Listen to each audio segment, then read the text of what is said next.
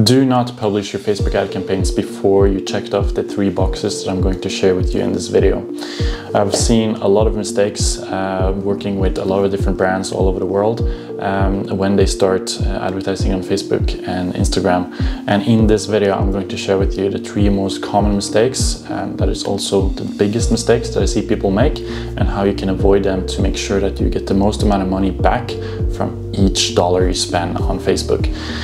So I'm gonna make this video total for free for you guys. I don't have anything to sell you. I don't have a course. My only ask is that if you're doing 10K or more per month with your business and you want to scale to 100K or beyond, make sure you book a call with me with the link in the description below. And yeah, we'll see if we're a good fit for a potential partnership. So the number 1 mistake that I see people make is that they do not structure their campaigns properly.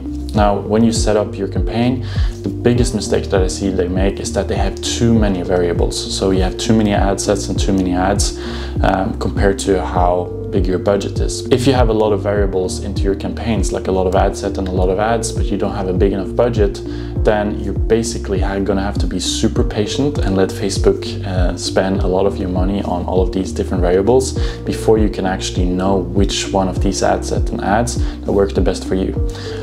So my recommendation is to always start with 4 ad sets, no more than 4 ad sets per campaign, and within each ad set, maximum 4 ads. So obviously once you start running this campaign over time, you can add in more variables, but when you start out, just make sure you don't have too many variables. Make sure you don't have like 20 or 10 ad sets and 10 ads per ad set. Like, there is no point in testing a lot of variables if they're not high quality. So just because you think that if you do a lot of testing, a lot of different ads, different hooks, different text, different ad sets, you're gonna get good results, that's not always true. Because if all of these variables that you're putting into your campaign is low quality and you didn't spend enough time to actually hone in on these different variables, you didn't make an amazing creative, you didn't make an amazing ad copy, then just because you're testing a lot of different variables, it's not going to give you good results. So make sure you actually spend a lot of time and figure out which ad set to test. So what kind of targeting options you should include,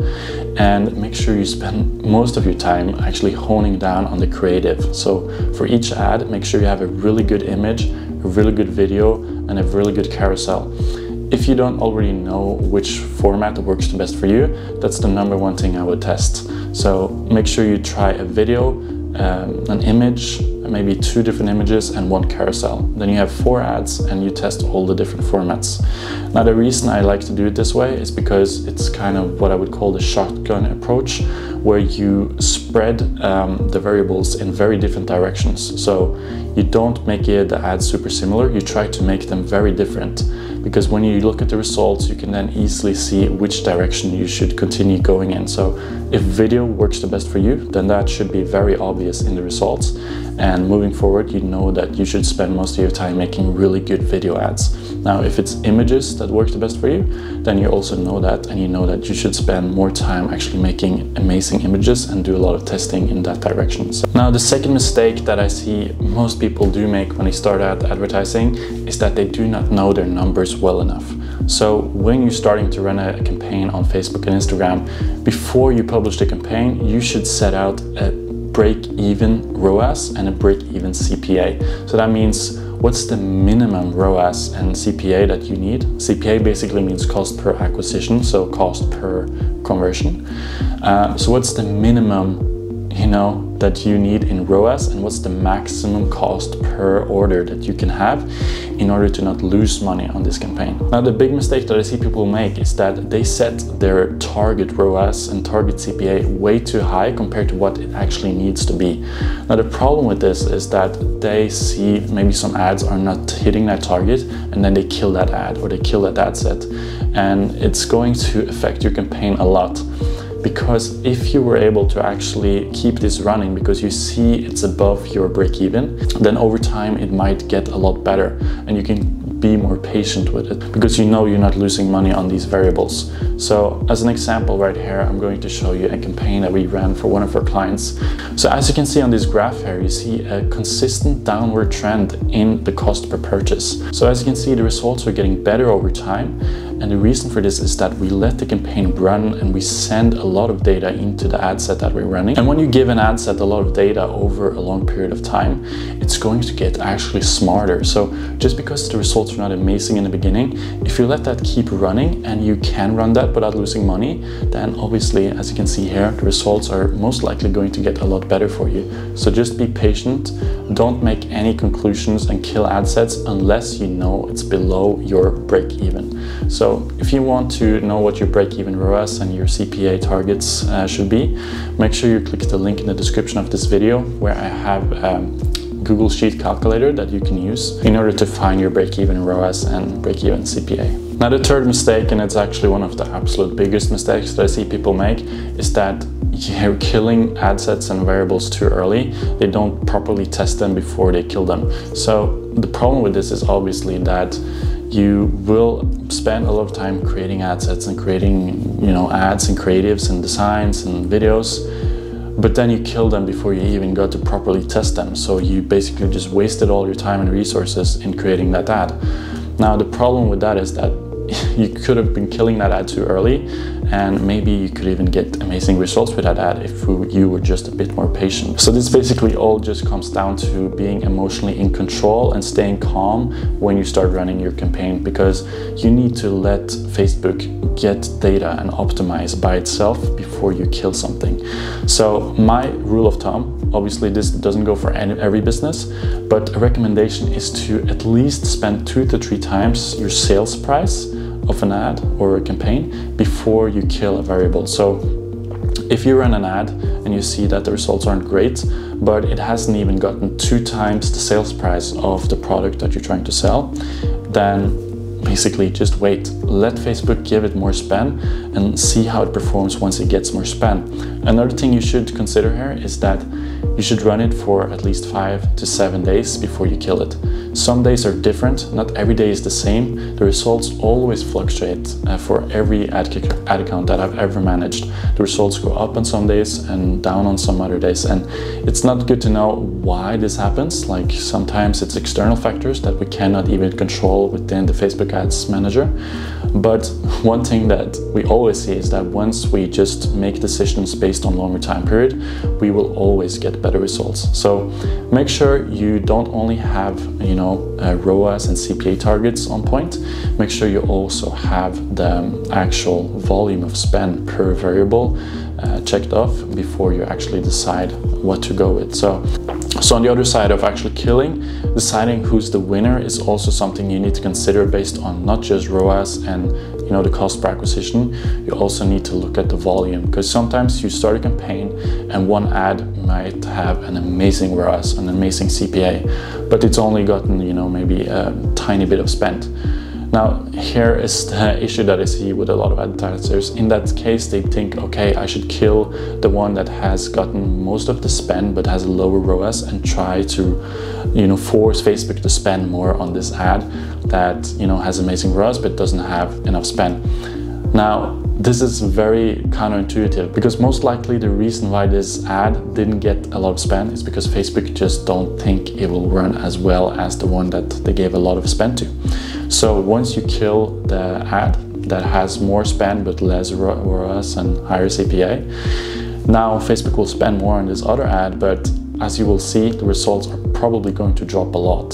So don't just look at ROAS and CPA, make sure you also consider how much volume of spend the different variables get. So this goes for ads, but also ad sets if you're running a CBO campaign. So before you decide which one of your variables is going to be the winner, so which one of your ads or ad set is going to be the one that you're going to continue to run with, make sure you tick off these 3 boxes. So the number 1 thing to check off is that the volume of spend should not be more than 40% less than the other ad or the other ad sets. Now, if it has more than 40% less spend than the other ad sets and ads that you have running, then chances are that Facebook actually made this decision based on their optimization strategy. So their algorithm didn't think that these variables were going to work better than the others, and that's why it doesn't have a lot of spend. So when you start spending more on this, the results are probably going to drop below the current results that you have with these other variables that you have more spend with.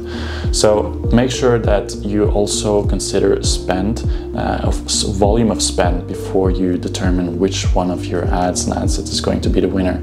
So if it doesn't have a lot of spend, just let it stay in your ad account. Just let it stay in that campaign, because if Facebook actually thinks that this ad set or ad is going to work better than the others, then over time it will allocate more spend to this variable. So be patient. Facebook is going to work this out for you probably. Now, the second thing you want to do before you determine the winner, make sure that the ROAS or CPA is above your break-even point. So if it's not, then you can determine it as a winner basically, because you need an ad that is at least above your break-even. So basically what that means is, if the ad or ad set is not helping you stay at break-even, or it's actually making you lose money, then it's not a winner, and you might have to shut down the campaign and try something new. But if you're patient and you feel like you really spent a lot of time and you think that this is going to work, keep running it over a long time can give you better results. So keep testing. Don't just think of ad spend as spend. It's also an investment in data to learn and let the algorithm figure out which humans to target on their platform. So the number 3 is one of the biggest ones, and that is make sure you look at least 7 days before you determine a winner. So something has to be running for at least 7 days, and the results for that time period has to be better than the other alternatives, the other variables that you have. Because if you look at the day-to-day basis, some ads are all of a sudden going to be way better than the other ones, and another day you're going to see another ad set and another ad work way better. So the day-to-day results, they fluctuate a lot. So make sure you look at minimum 7 days. We usually look at 14, especially when we're dealing with a bit bigger accounts. But if you're a smaller business and you're very cost sensitive, I know it's hard to do this. It's easy to get emotional and get caught up in day-to-day numbers, but that is the biggest mistake that beginners make, and that's why you're stuck in the learning phase and you're not able to scale. So once you start looking at longer time periods, you will have more accurate results and you will make way better decisions. So to summarize what I talked about in this video, number 1, make sure you structure your campaigns right and really focus on optimizing the ad. So the creative, the video, the image design, the carousel, the text in the ad. Make sure you really spend time here, because that's actually where you can get a lot more value for time spent. Not so much just fixating on settings and things like that, optimizing tiny details. What you actually will get the most return from is really making great ads. The second thing is know your numbers and have good expectations. If you don't know your break-even ROAS, or you set the target too high, or you set the target too low, you can either lose out on a great opportunity or you can actually lose money. So make sure you use the calculator if you haven't already, and really figure out what is your break-even. If you know your break-even, you can probably run a campaign for longer, and as I showed you on this graph right here, the results are going to get better over time. And number 3, stay calm, collect data, and make good decisions based on longer time periods. So before you determine the winner, you need to know volume of spend, ROAS and CPA needs to be above the break-even, and you must at least look at the 7-day time frame before you make any decisions. So if you like this video, make sure you leave it a like and ask me anything in the comments below. I also have a Facebook group that I will invite you to join, where you can basically post in the group and get personal answers from me, where I give you as much detailed answers and comprehensive answers to your concerns or questions you might have regarding to digital marketing and Facebook ads. So make sure you join that group with the link in the description of this video. So thank you so much for watching, and I'll see you in the next video.